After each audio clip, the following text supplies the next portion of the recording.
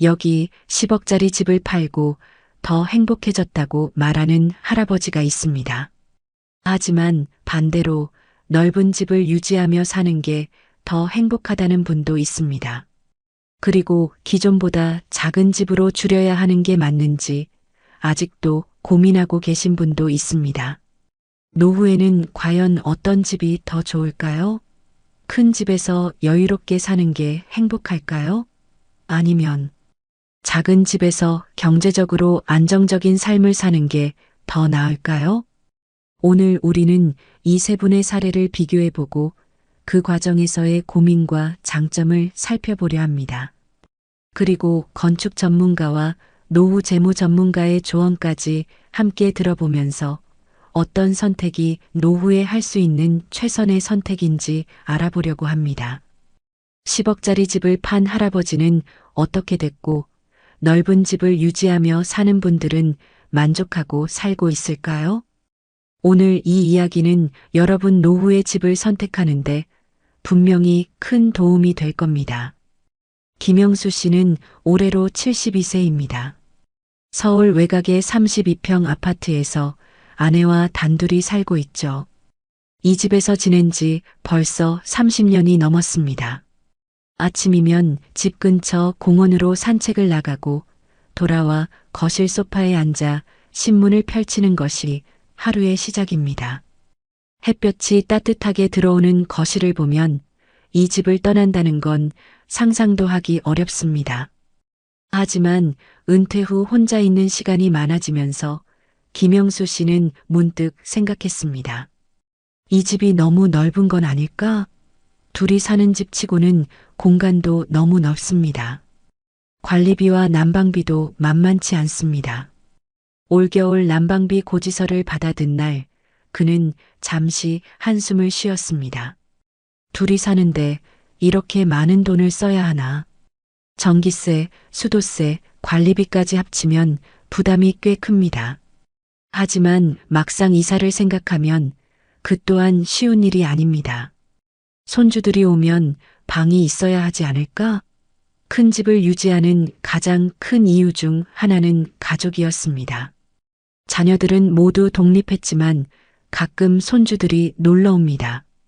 그럴 때마다 할아버지 집은 좋아요 하며 뛰어노는 손주들을 보면 그냥 이 집에 그대로 있는 게 맞다는 생각이 들었습니다. 하지만 손주들이 집에 오긴 해도 막상 하룻밤 자고 간 적은 거의 없습니다.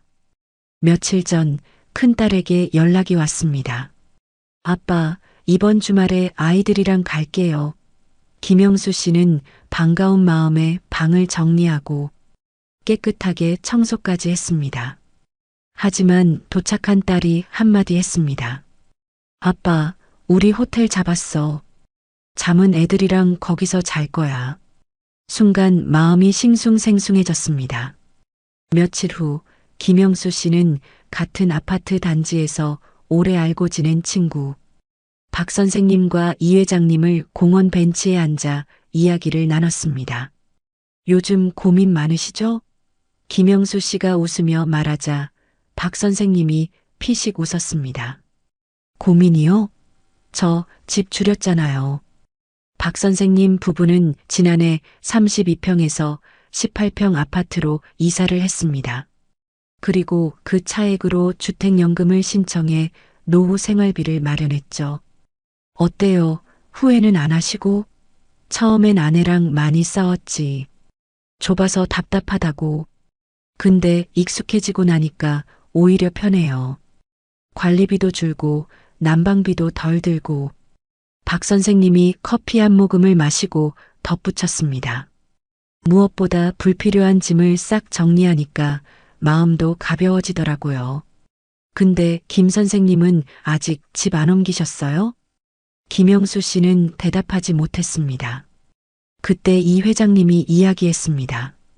그는 74세에도 여전히 사업을 하고 있고 큰 집을 유지하고 있습니다. 난 절대 안 줄여. 집이 넓어야 마음도 넓어지는 거야. 좁은 집으로 가면 생활 자체가 갑갑해진다니까. 그때 박 선생님이 반박했습니다. 그건 유지할 수 있을 때 얘기지. 몸이 불편해지면요? 그건 그때 생각하지 뭐. 아직 다리 멀쩡한데 왜 미리 줄여? 김영수 씨는 두 친구의 말을 들으며 더 혼란스러워졌습니다. 집으로 돌아와 소파에 앉아 다시 한번 생각했습니다. 줄일까 말까, 대체 뭐가 정답일까? 그의 머릿속에는 두 가지 목소리가 계속 싸우고 있었습니다. 결국 김영수 씨는 그날도 답을 내리지 못한 채 잠자리에 들었습니다. 얼마 전 이야기를 나눴는데 아직도 집을 줄여야 하는지 말아야 하는지 고민이라고 대답하고 있습니다. 전문가들은 김영수 씨처럼 큰 집을 유지할지 고민하는 노인들이 많다고 말합니다. 하지만 이 문제에 대한 의견은 전문가들 사이에서도 엇갈립니다. 누구는 집이 넓을수록 노후 생활의 질이 높아진다고 말하고, 누구는 넓은 집이 오히려 노후의 부담이 될 수 있다고 조언합니다. 건축 전문가 박현수 씨는 이렇게 말합니다.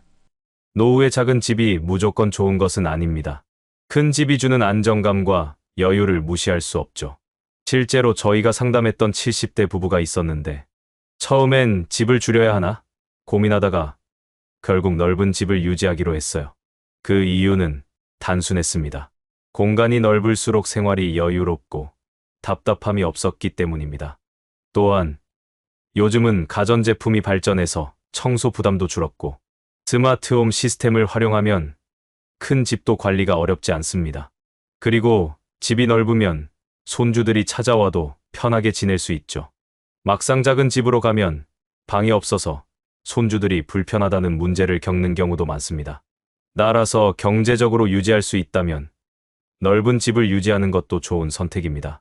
중요한 건 줄여야 한다는 강박이 아니라 내가 어떤 공간에서 편안함을 느끼는지를 고민하는 것이죠. 하지만 노후 재무 전문가 김수진 씨는 이렇게 말합니다. 노후에는 고정 지출을 최소화하는 것이 핵심입니다. 많은 분들이 집을 자산으로 생각하지만 실제로는 큰 집이 비용이 되는 경우가 많아요. 예를 들어 30평대 이상의 아파트는 기본적으로 관리비가 높고 난방비 부담도 큽니다. 여기에 건물 노후화에 따른 유지 보수 비용까지 고려하면 결국 매달 빠져나가는 돈이 상당하죠. 실제로 주택연금을 신청한 한 75세 남성의 사례가 있습니다. 이분은 원래 10억 원짜리 아파트에 살았지만 주택연금을 신청한 후 매달 일정 금액을 받으면서 생활이 훨씬 여유로워졌어요. 집이 크다고 해서 무조건 좋은 것이 아니라 그 집을 유지하기 위한 경제적 여력이 있는가가 더 중요한 문제입니다. 또한 나이가 들수록 넓은 집이 오히려 불편해질 수 있습니다. 청소나 유지 보수가 힘들어지고 가족이 자주 찾아오지 않으면 결국 넓은 집에 혼자 남겨지는 경우가 많아요. 그렇다면 굳이 큰 집을 유지할 필요가 있을까요? 건축 전문가는 넓은 집이 여유롭고 편하다고 말했고, 재무 전문가는 경제적으로 보면 작은 집이 더 낫다고 조언했습니다. 여러분은 어떻게 생각하시나요? 노후에는 큰 집이 정답일까요? 작은 집이 정답일까요? 다음 사례에서 실제로 큰 집을 줄이고 작은 집으로 이사한 68세 여성의 이야기를 들어보겠습니다. 박명혜 씨는 올해로 68세입니다. 남편과 함께 30년 동안 살아온 32평 아파트를 정리하고 18평 작은 아파트로 이사한 지 6개월이 지났습니다. 처음엔 많이 불편했습니다. 예전 집에서는 각자 방이 있었고 부부가 따로 시간을 보낼 공간이 충분했지만 이제는 부엌을 지나 거실로 가는 동선도 겹칠 정도로 좁아졌습니다. 이사 직후 남편이 작은 주방에서 요리를 하다가 좁아서 요리하기 불편하네 하고 짜증을 냈던 순간이 떠올랐습니다. 좁은 공간에서는 그런 작은 불편함이 크게 다가왔습니다. 하지만 시간이 지나면서 박명희 씨는 새로운 생활에 적응해 나갔습니다. 이제는 집이 작아도 생각보다 괜찮다 라고 말합니다. 이사를 결심한 가장 큰 이유는 경제적인 부담이었습니다. 큰 집을 유지하는 동안 관리비, 난방비, 유지보수 비용이 부담되기 시작했고 노후에는 오히려 돈이 더 중요한 것 같다는 생각이 들었습니다. 그러던 중 주택연금에 대한 이야기를 들었습니다. 집을 줄이면 그 차액을 활용할 수 있고 주택연금을 신청하면 매달 생활비 걱정을 덜 수 있다. 결국 남편과 긴 대화를 나눈 끝에 큰 집을 팔고 더 작은 집으로 이사하기로 결정했습니다. 처음에는 답답했습니다. 32평에서 18평으로 줄이니 짐을 줄이는 것도 쉽지 않았습니다. 이것도 버려야 해? 그래도 20년 넘게 썼는데 남편과 함께 옷장, 책장, 그릇 하나하나를 정리할 때마다 고민이 많았습니다. 하지만 버릴 것은 버리고 필요한 것만 남기니 오히려 생활이 단순해지고 편해졌습니다. 좁은 공간 덕분에 청소도 한결 쉬워졌고 집이 따뜻해서 난방비도 절반으로 줄었습니다. 작은 집에서의 생활은 예상보다 괜찮았습니다. 하지만 모든 것이 장점만 있는 건 아니었습니다. 수납 공간이 확 줄어들면서 물건이 자꾸 사라지는 일이 발생했습니다. 하루는 남편이 안경을 찾으며 짜증을 냈습니다. 아니, 안경 어디 뒀어? 늘 여기 있었는데. 책상 위에 두니까 자꾸 걸려서 서랍에 넣어뒀지. 평소 같으면 대수롭지 않게 넘길 일이었지만 공간이 줄어드니 작은 변화도 불편하게 다가왔습니다. 자잘한 물건들의 수납이 불편해져서 물건이 자꾸 사라지게 된 겁니다. 그리고 큰 집에서 살 때는 각자의 생활 공간이 있었습니다. 남편은 서재에서 시간을 보냈고 박명희 씨는 거실에서 책을 읽거나 TV를 보며 쉬곤 했죠. 하지만 작은 집으로 오면서 모든 생활이 거실과 침실에서 이루어지게 되었습니다. 문제는 남편과 박명희 씨의 생활 리듬이 완전히 달랐다는 것이었습니다. 박명희 씨는 아침형 인간이라 새벽 6시면 일어나 거실에서 라디오를 들으며 차를 마셨습니다. 반면 남편은 밤늦게까지 뉴스를 보다가 아침엔 늦잠을 자는 스타일이었죠. 어느 날 박명희 씨가 이른 아침 거실에서 라디오를 켜고 차를 마시는데 남편이 부스스한 얼굴로 나와 말했습니다. 여보, 새벽부터 너무 시끄러워. 결국 박명희 씨는 조용한 시간을 갖기 위해 근처 카페로 나가서 시간을 보내는 습관을 들였습니다. 남편도 늦게까지 뉴스를 보지 않고 조금 일찍 자는 습관을 들이기로 했습니다. 그리고 큰 집에 살 때는 가끔 친구들을 초대해 다과를 즐기거나 가족들이 모이는 일이 많았습니다. 하지만 작은 집으로 이사한 후 손님을 부르는 일이 점점 부담스러워졌습니다. 어느 날 박명희 씨가 오랜 친구에게 집에 한번 놀러와 라고 말하자 친구가 장난스럽게 웃으며 말했습니다. 아휴, 내가 이사한 집 좁다며? 우리 앉을 자리나 있겠어? 그 말을 듣고 나니 박명희 씨도 막상 친구들을 초대하는 것이 부담스럽게 느껴졌습니다. 예전엔 여유로운 거실에서 편하게 차를 마셨지만 이제는 식탁에 둘러앉기도 빠듯한 상황이 되었기 때문입니다. 그 이후로 친구들과의 만남은 집이 아닌 근처 카페나 공원에서 이루어지게 되었습니다. 이사하기 전에는 생각하지 못했던 변화였습니다. 이사한 지 6개월이 지난 지금 박명희 씨는 이렇게 말합니다. 처음엔 많이 불편했어요. 수납 공간이 부족해서 물건 찾기가 힘들고 생활 패턴이 달라서 부딪힐 때도 있었죠. 하지만 이제는 적응이 됐어요. 필요한 것만 남기고 나니 청소도 편하고 관리비 부담도 덜하니까 오히려 만족해요. 경제적인 부담이 줄어든 덕분에 남편과 함께 여행도 다니고 여유로운 생활을 즐길 수 있게 되었습니다. 큰 집을 유지했다면 이런 삶은 어려웠을지도 모릅니다. 박명애 씨처럼 큰 집을 정리하고 작은 집으로 이사하는 시니어들이 늘어나고 있습니다. 특히 경제적인 이유로 주택연금을 활용하거나 관리비 절감을 위해 작은 평수를 선택하는 경우가 많습니다. 하지만 전문가들은 작은 집이 무조건 좋은 선택은 아니며 공간 활용과 생활 패턴을 고려해야 한다고 조언합니다. 건축 전문가 이재훈 씨는 작은 집으로 이사한 후 생활 동선을 제대로 고려하지 않으면 오히려 불편함이 커질 수 있다고 지적합니다. 작은 집이 실용적이긴 하지만 생활 동선이 겹치면 불편함을 느낄 수 있습니다. 예를 들어 주방과 거실이 밀접한 구조에서는 요리를 할 때 가족이 자주 부딪힐 수 있고, 침실과 거실이 가깝다면 한 사람이 TV를 볼 때 다른 사람이 방해받을 수도 있습니다. 따라서 작은 평수로 이사할 때는 각자의 생활 공간을 어떻게 나눌 것인지 미리 계획하는 것이 중요합니다. 거실과 주방을 개방형으로 구성해 답답함을 줄이거나 가구 배치를 조정해 최소한의 독립적인 공간을 확보하는 것이 좋습니다. 공간이 작다고 해서 반드시 불편한 것은 아니지만 설계와 활용 방식에 따라 만족도가 크게 달라질 수 있습니다. 또한 수납 공간을 효율적으로 활용하는 것도 중요한데요. 작은 집에서는 짐을 줄이는 것도 필요하지만 숨은 공간을 활용해 수납 문제를 해결할 수 있습니다. 예를 들어 벽면을 활용한 붙박이장, 침대 및 서랍, 접이식 테이블 등을 활용하면 공간을 더 넓게 쓸 수 있습니다. 즉, 작은 집에서 만족도를 높이려면 동선을 고려하고 실용적인 공간 활용을 고민해야 한다는 것입니다.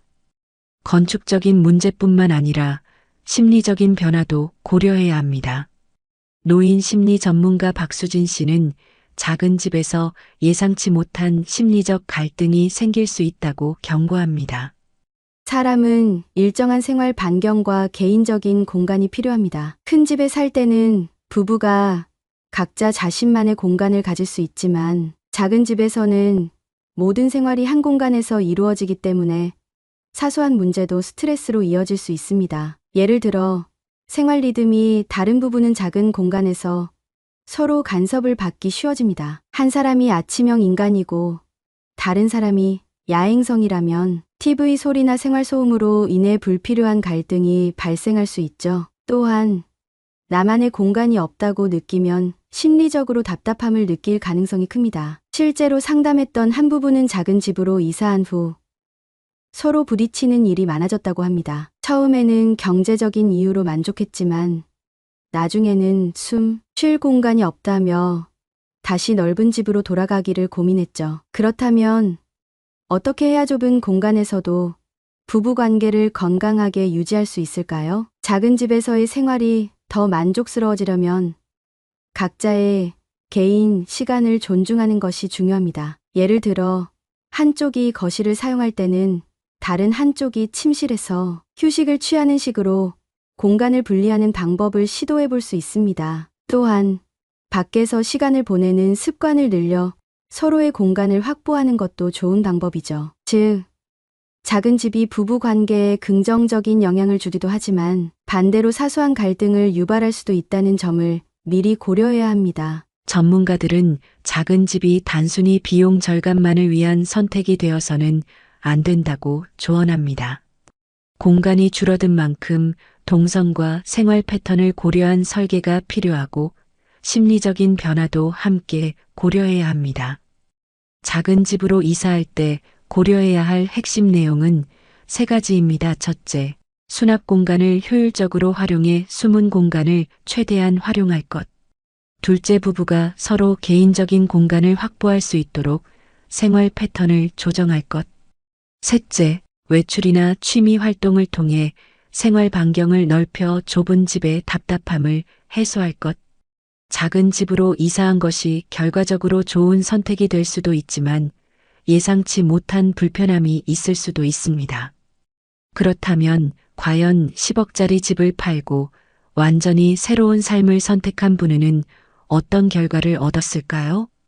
10억짜리 아파트를 팔고 무주택자가 된 75세 남성 정석현 씨는 얼마 전 30평대 아파트를 팔고 12평짜리 공공임대주택으로 이사했습니다. 10억짜리 집을 팔고 나니 손에 쥐고 있는 돈이 많아져서 마음이 편할 것이다. 그렇게 생각하며 결단을 내렸지만 현실은 생각보다 단순하지 않았습니다. 이사 후 몇 달이 지나면서 가끔은 내가 너무 급하게 결정을 내린 게 아닐까 하는 생각이 들기도 했습니다. 정석현 씨가 집을 처분한 이유는 단순했습니다. 나이가 들수록 집을 유지하는 부담보다 손에 현금을 쥐고 있는 것이 더 중요하다고 느꼈기 때문입니다. 집이야 크면 좋지. 하지만 그게 다야. 돈이 있어야 병원도 가고 여행도 가고 먹고 싶은 것도 먹을 수 있지. 그는 몇 년 전부터 고민해 왔습니다. 집을 유지하는 것과 현금을 확보하는 것. 과연 노후에 더 중요한 것은 무엇일까? 자녀들에게 물려줄 유산을 고려하면 집을 가지고 있는 것이 낫다는 생각도 들었지만 막상 관리비, 세금, 유지비를 따져보면 집을 유지하는 것이 부담스럽다고 느껴졌습니다. 특히 집값이 올랐다가 내려가면 어쩌지 하는 불안감도 컸습니다. 집값이 계속 오를 거라는 보장은 없고 정작 나중에 건강이 나빠지면 그때 팔아서 쓰기도 어려울 것 같았습니다. 그러던 어느 날 공공임대주택에 대한 정보를 듣게 되었습니다. 집을 팔고 무주택자가 되면 공공임대에 들어갈 수 있습니다. 임대료도 저렴하고 관리 부담도 없습니다. 그 말을 듣고 나니 생각이 정리되었습니다. 그래, 집을 팔고 공공임대로 가자. 이제는 돈을 가지고 있는 게 더 중요해. 결국 정석현 씨는 과감하게 10억짜리 아파트를 팔고 공공임대주택으로 이사했습니다. 그리고 손에 남은 현금으로 노후 생활비를 확보했습니다. 하지만 과연 그 선택이 최선의 결정이었을까요? 이사한 지 한 달이 지났을 때 생활비에 대한 부담이 확 줄어든 것을 실감했습니다. 공공임대주택은 관리비가 저렴했고 난방비도 크게 줄었습니다. 예전엔 겨울만 되면 난방비 걱정에 보일러를 틀었다 껐다 했는데 이젠 그런 걱정이 없어. 관리비도 3분의 1로 줄었지. 그뿐만이 아니었습니다. 집을 정리하면서 오랫동안 쌓아둔 짐들도 대부분 정리하게 되었습니다. 이렇게 짐이 많았었나? 버리고 나니까 오히려 속이 다 시원하네. 공간은 작아졌지만 필요한 것만 남겨두고 사니 오히려 정리된 느낌이 들었습니다. 큰 집에서 살 때보다 청소도 훨씬 간편해졌고 생활이 단순해졌습니다. 집을 팔고 남은 돈은 예금, 연금, 생활비로 나눠 관리하고 있었습니다. 이제는 매달 안정적인 생활비가 들어오고 급할 때 쓸 돈도 충분히 확보된 상황이었습니다. 이전에는 갑자기 건강이 나빠지면 어떡하지? 하는 불안감이 있었지만 이제는 언제든 병원비 걱정 없이 치료를 받을 수 있다는 확신이 들었습니다. 병원비 걱정 없이 필요한 치료를 다 받을 수 있다는 게 얼마나 든든한지 몰라. 또한 집을 팔고 얻은 여유 자금으로 가끔씩 국내 여행도 다니고 오랜만에 친구들과 만나 외식도 하며 더 여유로운 삶을 즐길 수 있었습니다. 어차피 자식들도 각자 자기 삶이 있지 않나? 내가 돈을 쥐고 있어야 자식들한테도 부담이 안 가는 거야. 과거에는 자녀를 생각해 집을 유지하려 했지만 지금은 자신의 노후를 가장 먼저 생각하게 되었습니다. 하지만 모든 것이 긍정적인 변화만 있었던 것은 아니었습니다. 이사 후 6개월이 지나면서 가끔은 문득 이런 생각이 들었습니다. 혹시 너무 빨리 팔아버린 건 아닐까? 공공임대주택은 시설도 깨끗하고 관리도 잘 되어 있었지만 예전 집에서 느꼈던 내 집이라는 안정감이 없었습니다. 자녀들도 아버지의 결정을 걱정스러운 눈으로 보고 있었습니다. 아버지, 다시 집 사는 게 낫지 않을까요? 괜찮다. 난 집 없으니까 마음이 더 편하다. 하지만 자녀들은 걱정스러워 했습니다. 그래도 집을 갖고 있으면 나중에 다시 정리할 수도 있잖아요. 사실 그 말도 틀린 말은 아니었지만 이제는 다시 집을 살 수도 없는 상황입니다. 집값이 오르는 바람에 집을 사는 게 부담이 더 커진 상황이었습니다.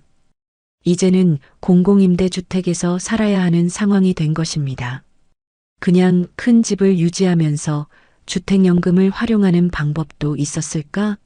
이제와 그런 생각이 들기도 했습니다. 집을 처분한 선택이 가장 좋은 선택이었을까? 그는 현재 삶에 만족하고 있지만 가끔은 스스로 정답이 무엇인지 고민하곤 했습니다. 정석현 씨의 사례는 집을 유지하는 것과 현금을 확보하는 것 중 어떤 것이 더 나은 선택인지 고민하는 많은 노인들에게 하나의 사례가 될 수 있습니다. 그는 손에 현금을 쥐고 있는 것이 더 마음이 편하다고 말하지만 또한 내 집이 없는 불안함이 가끔은 느껴진다고도 말합니다. 그렇다면 집을 유지하는 것이 더 나은 선택일까요? 아니면 집을 팔고 새로운 삶을 사는 것이 더 나을까요? 정석현 씨처럼 집을 처분하고 무주택자가 되는 전략을 선택하는 노인들이 점점 늘어나고 있습니다. 특히 주택연금을 이용하는 것과 비교했을 때 한 번에 큰 돈을 손에 쥘 수 있다는 점에서 이 전략을 매력적으로 생각하는 사람들이 많습니다. 그러나 전문가들은 이 선택이 모든 사람에게 정답은 아니라고 조언합니다. 집을 처분한 후 경제적인 안정감은 높아지지만 심리적 불안감이 커질 수도 있기 때문입니다. 노후 재무 전문가 김성훈 씨는 집을 처분하고 공공임대주택에 거주하는 전략이 일부 시니어들에게는 매우 효과적인 선택이 될 수 있다고 말합니다.